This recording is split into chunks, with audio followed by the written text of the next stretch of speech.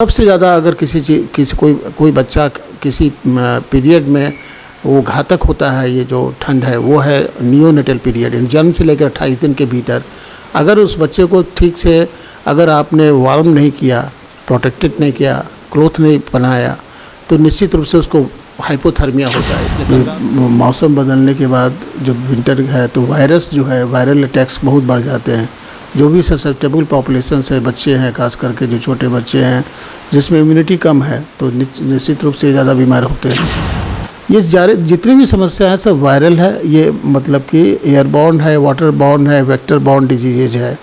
और सीजन में, खास करके इस सीज़न में वायरस का प्रकोप ज़्यादा हो जाता है। एयरबॉर्न इन्फेक्शन से ड्रॉपलेट है, कोई बड़ा आदमी अगर है उसके घर में या घर के बाहर, उसको सर्दी खांसी बुखार है और वो मतलब कि उसके कांटेक्ट में आता है तो उससे होता है। तो बेवजह बच्चों को बाहर मत निकालिए। जितना न्यूट्रिशियस फूड है जिसमें कि विटामिन्स है, मिनरल्स है, न्यूट्रिएंट्स है, प्रोटीन्स है, जो घर में उपलब्ध है सभी के, कोई ज़रूरी नहीं कि बाज़ार से ख़रीदना की ज़रूरत है।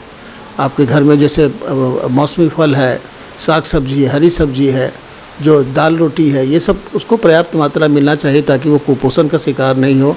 नमस्कार, आप देखना शुरू कर चुके हैं फर्स्ट लुक बिहार। मैं सिजल आपके साथ। ठंड आ रही है और ठंड में बच्चों में बीमारियां बढ़ जाती है। इसी पर चर्चा करने के लिए हमारे साथ मुजफ्फरपुर के शिशु रोग विशेषज्ञ डॉक्टर अरुण शाह जुड़े हैं। उनसे बात करेंगे। सबसे पहले तो डॉक्टर आपका बहुत बहुत स्वागत है फर्स्ट लुक की ओर से।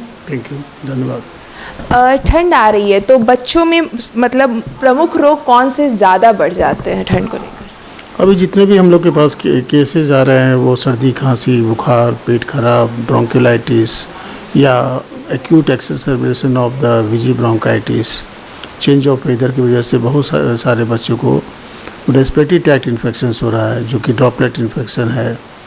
और जीआईटी अपसेट का भी मतलब कि डायरिया, वॉमिटिंग के केसेस भी बीच बीच में देखने को मिल रहे हैं। लेकिन मैक्सिमम केसेस इस समय रेस्पिरेटरी ट्रैक्ट इन्फेक्शंस, जिसमें कहा जाए सर्दी खांसी है, बुखार है, किसी को पसली भी चल रहा है तो उसको एडमिट करना पड़ता है, उसको नेबुलाइज करना पड़ता है।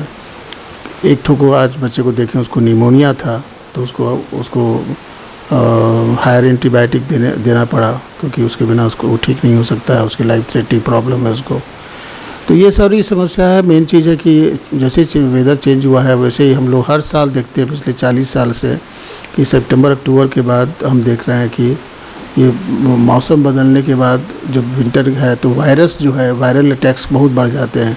जो भी ससेप्टेबल पॉपुलेशन है, बच्चे हैं, खास करके जो छोटे बच्चे हैं जिसमें इम्यूनिटी कम है, तो निश्चित रूप से ज़्यादा बीमार होते हैं। तो जो यहाँ मुजफ्फरपुर में सबसे ज़्यादा किसके केसेस हैं? रेस्पिरेटरी वाले सारे केसेस जो हमारे पास आ रहे हैं, मैक्सिमम जो आ रहे हैं रेस्पिरेटरी ट्रैक्ट इन्फेक्शंस आ रहे हैं। मतलब कि जो कहते हैं ना, श्वास की नली का जो संक्रमण है। तो लेकिन इसमें अच्छी बात यह है कि मोस्ट ऑफ द प्रॉब्लम जो है सेल्फ लिमिटिंग है। वायरल इन्फेक्शन से कोई कॉम्प्लिकेटेड नहीं होते हैं। मदर फादर को रिएश्योर कर दिया जाता है कि ये बुखार जो है, हमने देख लिया, सपोज किया कोई माँ बाप किसी बच्चे को लेके आते हैं और हमने देखा कि भाई बच्चा चंचल है, देखने में ठीक लग रहा है, जांच में कुछ भी नहीं है, तो नेसेसरी जांच की भी ज़रूरत नहीं होती, एंटीबायोटिक की भी ज़रूरत नहीं होती। रिएश्योरेंस किया जाता है कि तुम 3-4 दिन पैरासीटामोल दो, घरेलू उपचार करो, रेस्ट करो, एक आध दो हम लोग उसको विटामिन से उसके सेटिस्फेक्शन के लिए दे देते हैं। और ज़्यादातर केसेस जो है 80-90% बिना दवा एंटीबायोटिक के वो 4-5 दिन के बाद आता है कि नहीं मेरा बच्चा बिल्कुल ठीक ठाक है। लेकिन कुछ बच्चे जिसमें कि सांस फूलने का प्रॉब्लम होता है, जैसे कि जिसको जो केसेस काफ़ी बढ़ा हुआ है इन दिनों, वो है एक्यूट ब्रोंकिलाइटिस। और उसमें मतलब कि मान लीजिए कि कुछ केसेस को हमने निमोनिया के केसेस भी देखे हैं। तो ऐसे तो जॉन्डिस के भी केसेस हम देख रहे हैं, रोज़ाना 1-2 केसेस जॉन्डिस के भी देख रहे हैं, रोज़ाना 2-3 केसेस हम गैस्ट्रोएंटेराइटिस या डायरिया, वॉमिटिंग के भी देख रहे हैं। ये जितनी भी समस्या है सब वायरल है। ये मतलब कि एयरबॉर्न है, वाटर बॉर्न है, वेक्टर बॉर्न डिजीज है। और सीजन में, खास करके इस सीज़न में वायरस का प्रकोप ज़्यादा हो जाता है।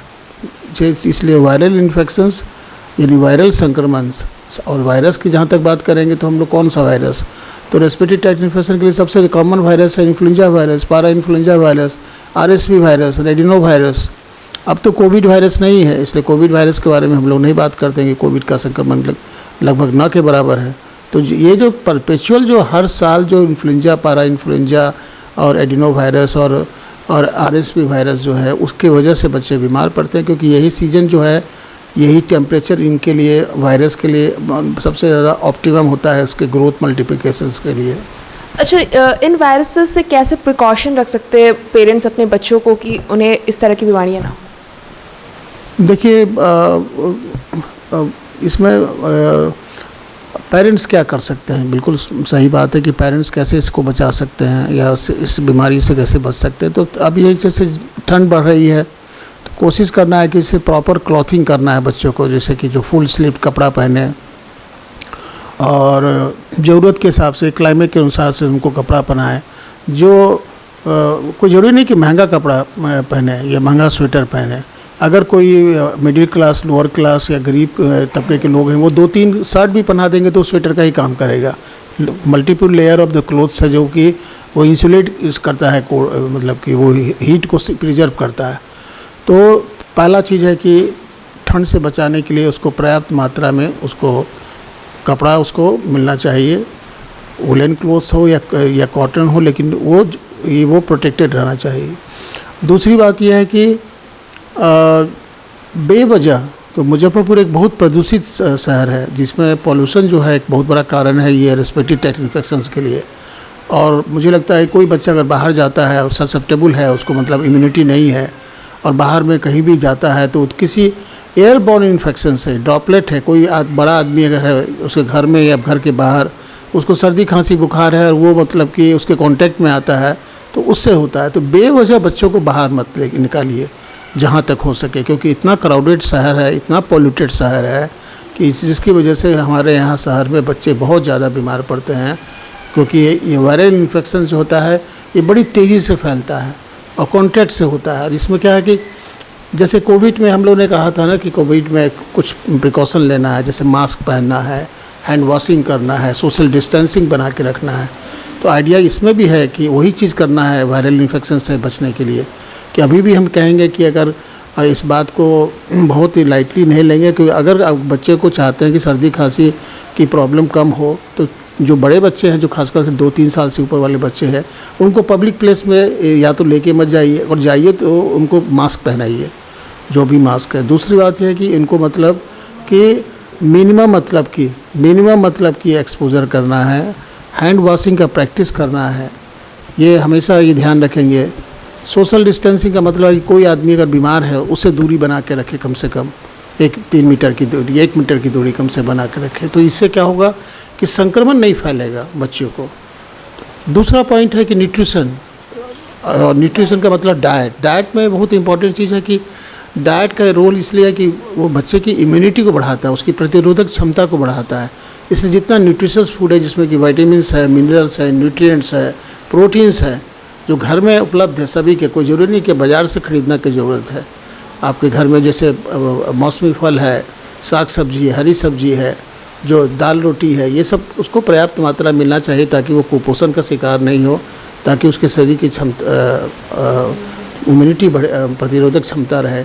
और साथ में ये भी देखा गया कि घरेलू उपचार से भी कुछ लोग बच्चे बचते हैं, जैसे अदरक लेना, तुलसी का काढ़ा लेना, गर्म दूध में अगर हल्दी मिलाते हैं, ये मतलब कि इम्यूनिटी को बढ़ाता है, ऐसा अध्ययन से पता चला है।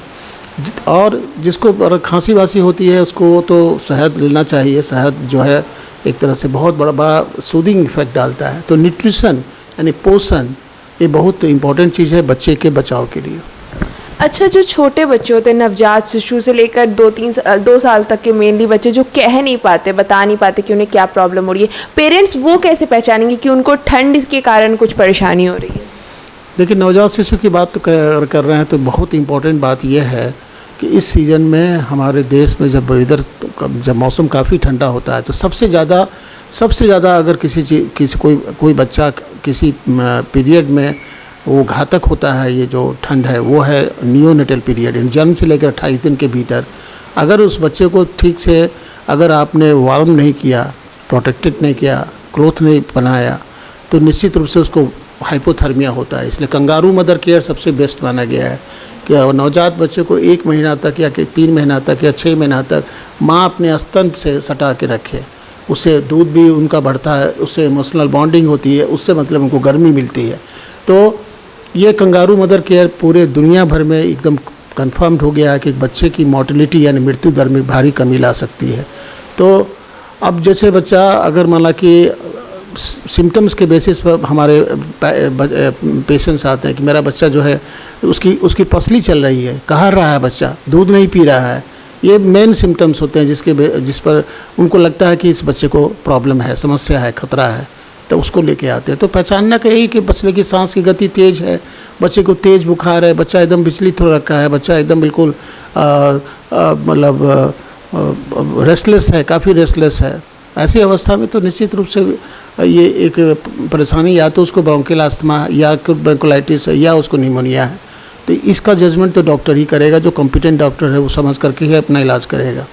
लेकिन मैक्सिमम केसेस में क्या होता है, रेस्पिरेटरी ट्रैक्ट इन्फेक्शन जो होता है, जो वायरल इन्फेक्शंस होता है, वो अपर रेस्पिरेटरी ट्रैक्ट इन्फेक्शंस होता है, सेल्फ लिमिटिंग होता है और वो खुद ठीक होता है और हम लोग सिर्फ उसको मदर फादर को रीएश्योरेंस करते हैं।